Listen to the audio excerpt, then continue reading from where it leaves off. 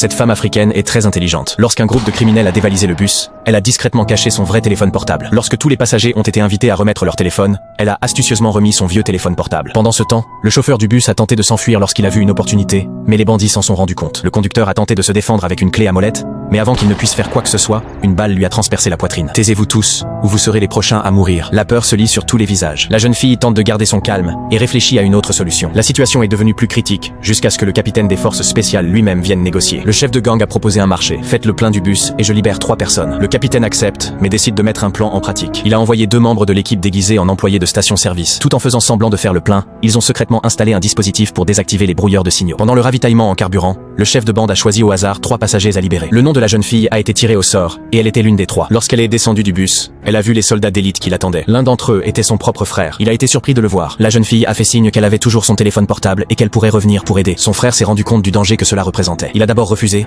mais après que sa sœur l'a supplié à plusieurs reprises, il a fini par l'autoriser à partir. La jeune fille savait qu'elle risquait sa vie en y retournant, mais pour sauver tout le monde, elle y est retournée sans hésiter. Que faites-vous? Laissez la petite fille partir à ma place, dit-elle. Le chef des bandits lui a demandé si elle n'avait pas peur de mourir. Bien sûr, il a peur, mais la petite fille est trop jeune pour mourir. Le bandit l'a autorisée à remonter dans le bus, mais n'a pas tenu sa promesse, et a relâché une femme âgée au lieu de la petite fille. La jeune femme est choquée, ce n'était pas le problème. Si nous laissons sortir trop de gens, nous mourrons tous, a déclaré le criminel. À l'extérieur, le soldat demande au commandant pourquoi elle est revenue. Il a répondu, c'est ma sœur, c'est moi qui lui ai fait signe de revenir. Lorsque nous étions enfants et que nous faisions quelque chose de mal, nous communiquions de cette manière. À l'intérieur du bus, lorsque la jeune fille a vu une opportunité, elle a sorti son téléphone portable et a envoyé un message à l'extérieur. L'équipe de commandement s'est immédiatement mise en alerte. Tous les criminels étaient en position de combat. Ils ont ordonné à tous les passagers de descendre. Les coups de feu ont été tirés vers le haut. La jeune fille calme tout le monde et leur fait signe de descendre. Puis il a rapidement baissé les rideaux des fenêtres. C'était le mot de passe convenu. Peu après, la poudre a été mise à feu. Et en quelques secondes, tous les criminels ont été neutralisés. Si la jeune fille n'avait pas été dans le bus, aucune vie n'aurait peut-être été sauvée. Elle a vraiment redéfini ce qu'est le courage.